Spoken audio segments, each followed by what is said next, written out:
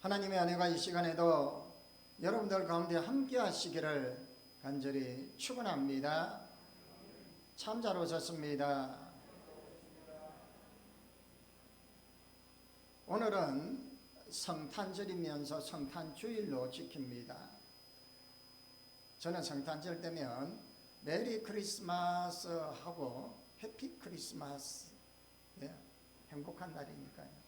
한번 여러분들 저 따라 메리 크리스마스, 해피 크리스마스 한번 좌우로 한번 해보십시오. 시작. 니나 먹어라 그리 하지 말고, 이거 얼마나 기쁘고 감사합니까? 모든 성도들에게 기쁨으로 오신 주님의 탄생, 주님이 어둠을 다 물리치시고 빛으로 이 땅에 오신 줄 믿습니다. 이 사건이 어떤 사건이냐면 하늘과 땅의 만남이에요. 왜냐하면 그동안 하늘과 땅이 단절된 삶의 가운데 있었던 거예요. 쉽게 말하면 무한하신, 제한이 없으신 하나님의 그 전능하신 하나님이 이 인간의 제한되고 유한한 인생으로, 아무 보잘것없는 인생으로 이 땅에 오신 사건이 바로 성탄절입니다.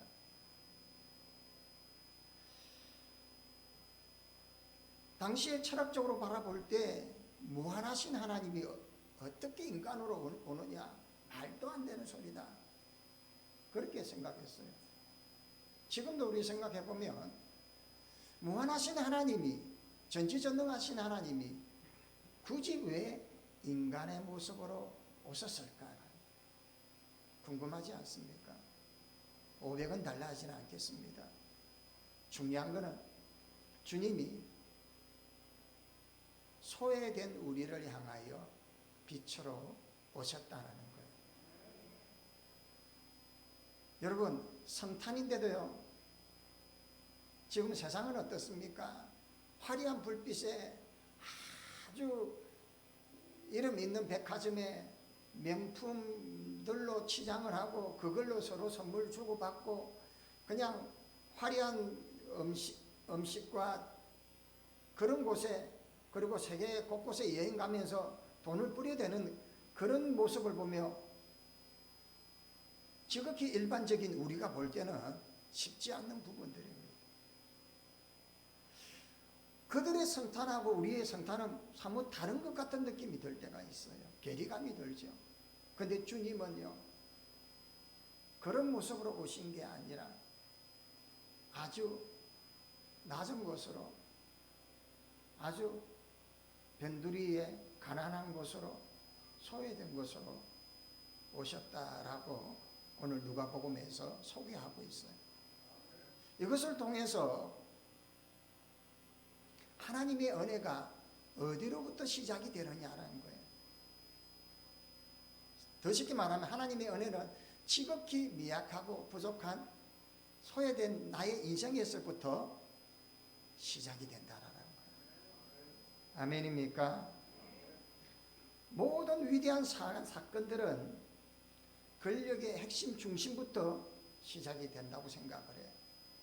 근데 예수님의 탄생은 아주 변두리에 소외된 곳, 심지어 목자들이 양을 치는 그 한밤중에 가장 비천한 직업이었고 소외된 직업인 이 목자들이었어요. 그들이 밤새도록 양을 치는 그런 하루하루의 삶을 지내는 그들에게 가장 먼저 복음의 기쁜 소식, 예수님의 탄생의 소식을 천사가 전하게 됩니다. 누가의 의도가 뭘까요? 하나님의 은혜의 빛이 소외된 우리에게로부터 시작이 된다라고 이야기합니다. 그래서 우리는 희망이 있고, 그래서 우리는 이 성탄이 기쁠 수밖에 없습니다.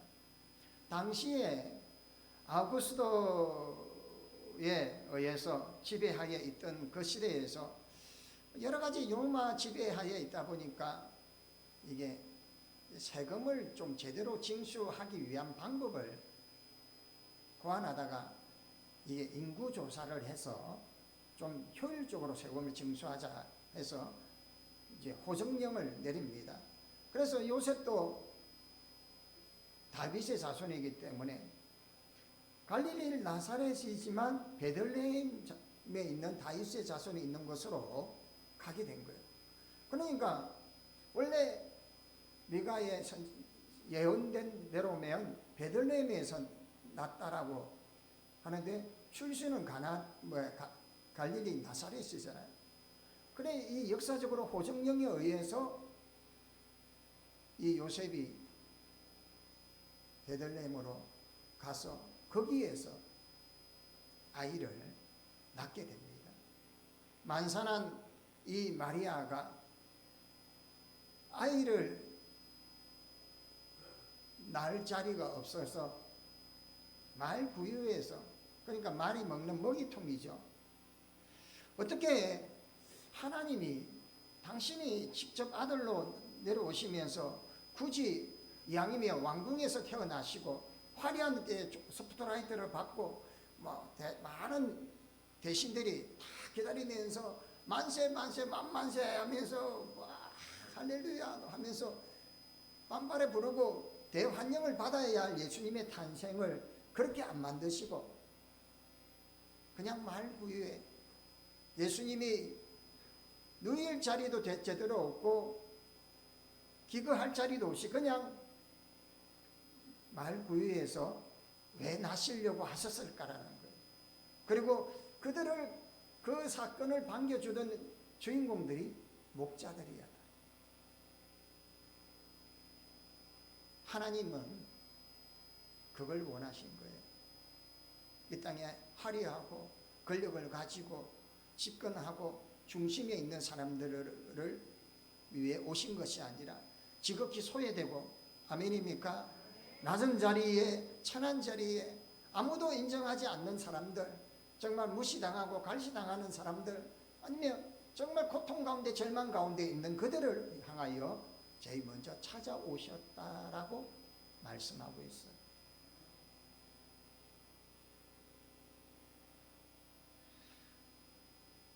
인류의 구원자로 오시는 분이 화려하지도 아니하고 천군 천사를 동원하지도 아니하고 그냥 외면당하고 말부유해서, 왜냐? 당신은 본래의 동등됨을 취하지 아니하시고 가장 낮은 모습으로 겸손한 모습으로 이 땅에 오시기를 원하셨던 거예요. 당신이 보여주셨던 것처럼 우리에게도 요구하시는 부분입니다. 우리에게도 화려한 것을 쫓아가지 말고 중심으로 높은 곳을 올라가려고 하지도 말고 낮은 곳을 향하여, 소외된 곳을 향하여 주님이 마음이 그곳에 있다는 것을 우리에게 말씀하고 있습니다. 그러면 왜 주님께서는 이 본문을 통해서 우리에게 전해주고자 하는 하나님의 계획이 뭐냐? 오늘 서두에 말씀드린 것처럼 모든 것은 소외된 곳으로부터 시작된다. 하나님의 은혜가 나에게서부터 시작이 된다. 고통 가운데, 절망 가운데, 좌절 가운데, 정말 가난하고 찌들고 곧 연약한 우리 인생 가운데로부터 시작이 된다라고 말씀하고 계시는 거예요. 가장 존귀하고 가장 높임을 받아야 할 주님께서 우리에게 이 낮아짐의 모습을 보여주시면서 우리에게 소외된 곳으로부터 빛나기를 원하시는 거예요. 우리가 당신으로부터 빛나기를 원한다라는 거예요. 그래서 우리는 주님의 이 겸손과 사랑의 모습, 그래서 천사들이 목자들에게 당시에 직업적으로는요 가장 별 볼품 없는 직업이었어요. 물론 유대인들이 원래 본 조상이 베두인 민족, 양치는 사람들이지만 이들이 가장 형편없고 볼품없는 직업인 이 목자들, 물론 예언된 대로 하나님 예언하신 대로 목자들에게 나타나심도 하나님이 계획이시지만 당신의 뜻은 뭐냐면 중심에서부터가 아니라 소외된 곳으로부터 하나님의 은혜가 시작된다는 것을 보여주고 싶은 거예요. 그러니까 우리 이 연약한 우리 이곳에서부터 여러분 많이 가지고 있지 않죠? 참 마음이 가난하잖아요. 하나님의 것으로 채워져야 되잖아요. 아멘입니까? 우리 주님의 은혜의 빛이, 생명의 빛이, 능력의 빛이, 아멘입니까? 이 빛이 충만하게 채워지기를 원합니다. 주님 그러시려고 오신 거예요. 소외된 여러분들을 향하여서. 그러면 우리는 어떠한 실천적인 삶을 살아가야 할까요? 우리는 소외된 신앙을 실천한다는 것은 소외된 곳에서부터 복음의 꽃이 피어져야 한다는 것. 그러니까 많이 가진 사람들, 권력이 있는 사람들에게 복음이 우선되어져야 된다는 의미가 아니라 가장 낮은 곳으로부터 소외된 곳으로. 그래서 성탄의 빛이, 은혜의 빛이 화려하게 치장하는 것. 저도 신앙생활하고 몇십 년이 지나면서 목회를 하고 또 수년이 지나고 나서 많은 생각을 하고 고민했던 게 주님을 기다리는 우리가 어떤 삶을 살아야 할까? 어떻게 준비해야 할까? 화려하게 준비하는 것이 아니라 정말 소외된 곳에 빛을 비추시는 그 주님의 마음을 생각하며 준비해야 하지 않겠느냐.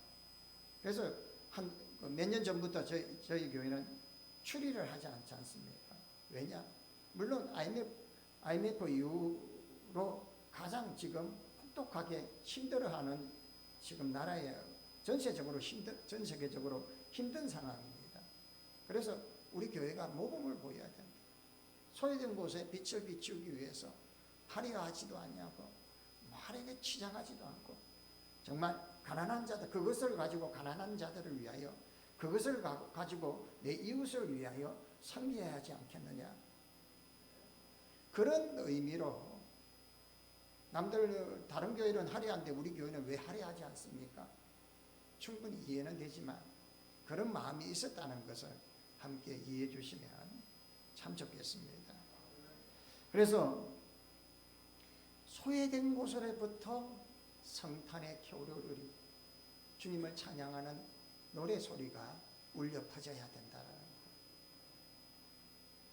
그래서 우리 교회도 지역 아동센터를 운영하면서 정말 소외된 아이들을 향하여 정말 풍성하게 혜택을 주려고 하는 노력도 그런 것이고 우리 교인들이 다 그런 마음으로 섬기고 있는 것이죠.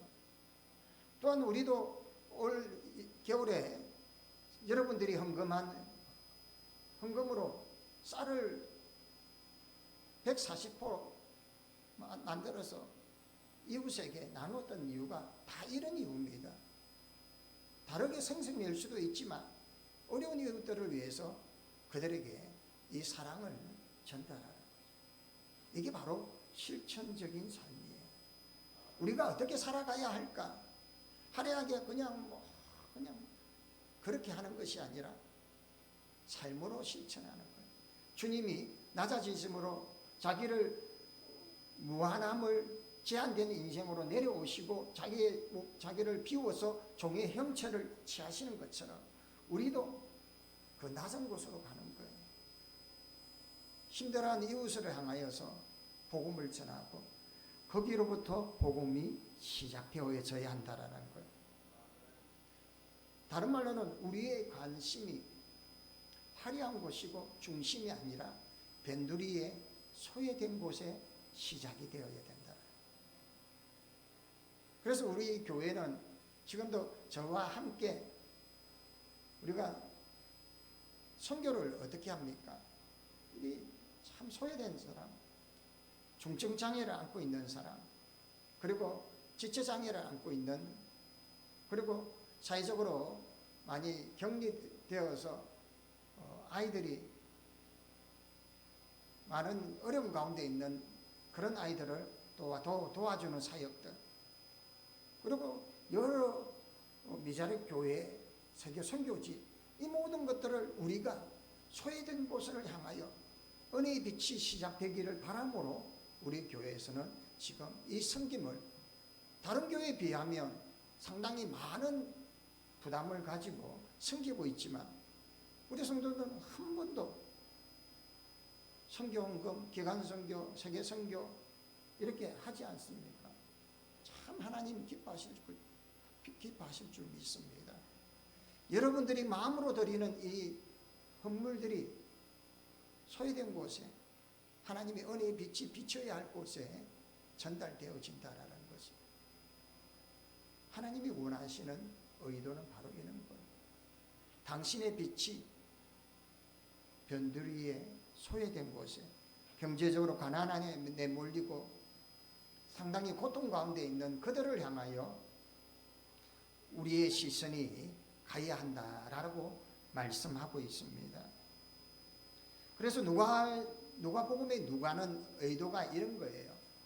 사회적으로 멸시받고 천대받는 이들을 향한 하나님의 관심이 누구에게 있느냐라고 보여주고 싶은 거예요. 그 관심이 소외된 자들이. 물론 예수님이 이 땅에 오셔서 가난한 자들, 고아들, 객들을 향하여 아낌없이 사랑을 쏟아주신 것처럼 우리에게도 동일한 그 사랑. 그래서 주님이 오시기에 화려함으로 취하지 아니하시고 아주 소박하고 그 말구유에 어느 누구도 환영하지 아니하고 어느 누구도 맞이하지 않는 그곳으로, 낮은 곳으로 임하셨던 것입니다. 하나님과의 올바른 관계는 어떤 관계일까? 하나님은 화려하고 중심에 있는 관계가 아니라 소외된 우리와의 관계를 회복하기를 원합니다. 우리 정말 철저하게 외롭고 철저하게 고독한 우리와의 새로운 관계를 원하시는 것이 하나님의 마음이다. 그래서 우리는 이 성탄을 통해서, 주님 오심을 통해서 우리가 가야 할 곳이 어딘가, 우리가 보아야 할 곳이 어딘가라는 거예요. 실천적으로는 소외된 곳으로부터 시작이 되어야 되고 우리의 시선이 그곳으로 가야 한다라는 거예요.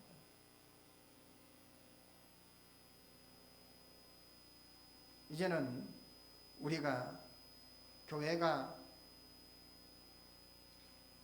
예수님께서 이 땅에 오신 그 뜻을 누가가 소외된 곳으로부터 시작된다고 말씀하신 것처럼 우리는 이제 권위주의와 권력주의, 세속주의에 찌들은 이 세상을 바라보면서 우리 교회는 철저하게 세상의 중심으로부터 시작이 아니라 지극히 낮은 곳에, 사회적으로 격리된 곳에, 고통과 절망 가운데 있는 곳에 있는 그들과 함께 소외된 곳에서부터 사랑을 실천하고 우리의 복음의 능력을, 복음의 꽃을 피워야 한다는 것을 기억하실 수 있기를 바랍니다.